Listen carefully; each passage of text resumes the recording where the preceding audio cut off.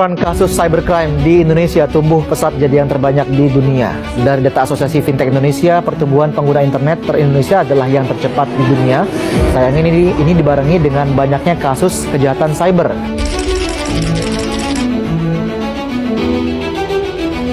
Peretasan informasi data pribadi sering berujung pada beragam kejahatan siber, mulai dari pemalsuan data untuk pinjaman online, kartu kredit, hingga penjualan database secara ilegal. Dampak yang ditimbulkan beragam, mulai dari dampak ringan seperti pesan singkat spam berupa iklan produk, hingga dampak serius seperti kiriman virus, peretasan informasi penting, pencemaran nama baik, bahkan penipuan yang dapat menimbulkan kerugian waktu dan biaya yang besar.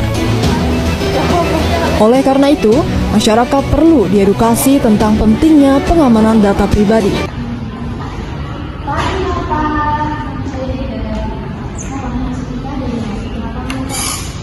Kemarin kan aku dapat WhatsApp kan, itu berisi aku tuh kenapa saldo aku tiba-tiba berkurang ya?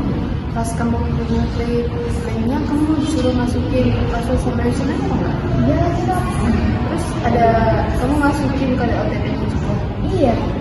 Itu mah keliru juga, mereka lagi ke akun MBK-mu. Aduh, pada aku mau check out lagi nanti semangat. Bisa dari ya. Selanjutnya kita akan membahas tentang jenis-jenis ancaman. Yang pertama yaitu phishing dan social engineering, yaitu penyamarataan lewat SMS, email, telepon, atau link palsu untuk mencuri OTP, password, dan data pribadi. Tahukah kalian pentingnya menjaga keamanan password di era digital? Pada tahun 2020 yang lalu, ramai diberitakannya kasus penjualan data dari website e-commerce terkenal di Indonesia. Data tersebut dibocorkan dan dijual di dark web melalui forum hacker.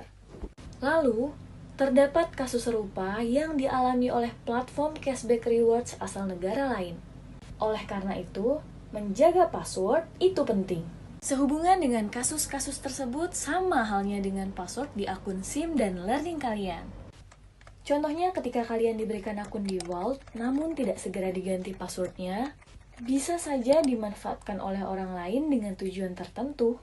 Dan yang lebih parah lagi, bisa saja ujian kalian disalahgunakan. Dan yang kedua, ransomware, yaitu sistem bank atau fintech dikunci lalu diminta tebusan. Hal ini bisa menghentikan layanan. Dan yang ketiga, malware dan spyware, yaitu aplikasi atau file berbahaya yang merekam aktivitas nasabah dan mencuri data pribadi. Dan yang keempat, insider threat, yaitu ancaman karyawan atau pihak dalam yang menyalahgunakan akses. Yang kelima yaitu supply chain attack, yaitu serangan melalui vendor, platform, atau software dari pihak ketiga. Yang keenam adalah celah API dan mobile banking, yaitu eksploitasi aplikasi atau koneksi sistem digital.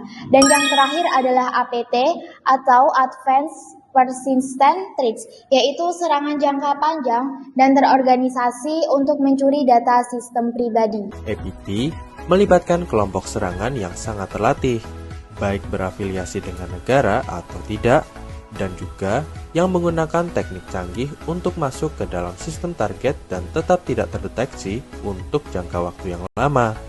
Kelompok-kelompok ini tidak hanya mencari akses, tetapi mereka ingin memantau dan mencuri informasi bernilai seperti data perusahaan, rancangan teknologi tinggi, atau bahkan informasi kebijakan nasional.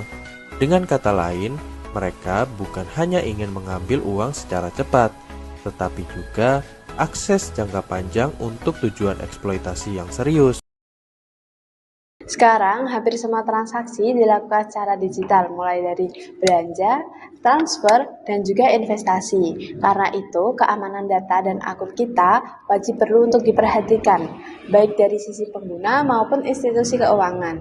Langkah keamanan dari sisi pengguna yang pertama dengan cara mengaktifkan kode OTP, yang kedua menghindari klik link yang mencurigakan, dan yang ketiga gunakan password yang kuat, dan yang keempat cek mutasi rekening secara berkala. Yang kelima, mengupdate aplikasi resmi. Dan yang keenam, jangan bagikan OTP ataupun PIN ke siapapun.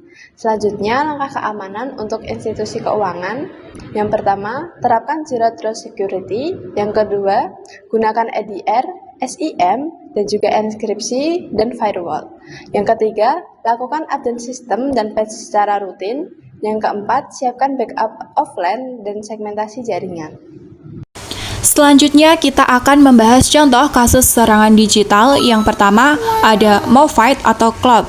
Kerentanan digital pada perangkat lunak yang tertuju pada transfer file yang dieksploitasi. Nah, ini adalah contoh yang sering terjadi di mana kerentanan pada perangkat lunak transfer file yang dieksploitasi di ribuan organisasi di berbagai sektor termasuk layanan keuangan digital terdampak dan jutaan terpapar, menunjukkan risiko supply chain dan outsource. Yang kedua ada Loan Depot, salah satu kasus terbesar di sektor industri keuangan di Indonesia pada tahun 2024. Dari kasus tersebut kita bisa melihat bahwa pembiayaan perusahaan bisa diretas, data pelanggan bisa bocor, sistem layanan macet, dan menyorot data loan provider. Yang ketiga, kita ada dampak rata-rata yang udah tercantumkan pada IBM Data of Breach pada tahun 2024. Di dalam kasus tersebut, situs internal sempat direntas oleh ransomware Conti yang menunjukkan bahwa lembaga keuangan di Indonesia juga rentan. Untuk industri keuangannya sendiri menghadapi biaya yang lebih tinggi dibanding industri rata-rata.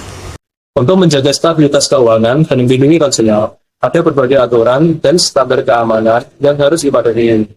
Nah, Indonesia, dan pertama itu ada dari OJK, yaitu POJK 4, /SOJK nomor 5, tahun 2021 tentang inovasi keuangan digital. Kedua, Undang-Undang nomor 27 tahun 2023, yaitu tentang perlindungan data pribadi. Dan ketiga, Kerangka Kerja Keamanan Siber dari Bank Indonesia dan OJK untuk mengatur tata kelola dan laporan siber.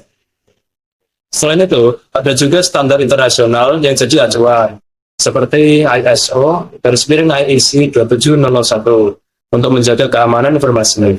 Yang ketiga, NIST Cyber Security Framework untuk panduan keamanan dan respon insiden, dan PCI DSS, yaitu standar keamanan data untuk transaksi kartu. Nah, jadi kepatuhan terhadap regulasi dan standar ini bukan hanya kewajiban hukum, tapi juga bentuk tanggung jawab lembaga keuangan dalam menjaga data nasabah dan membangun kepercayaan masyarakat.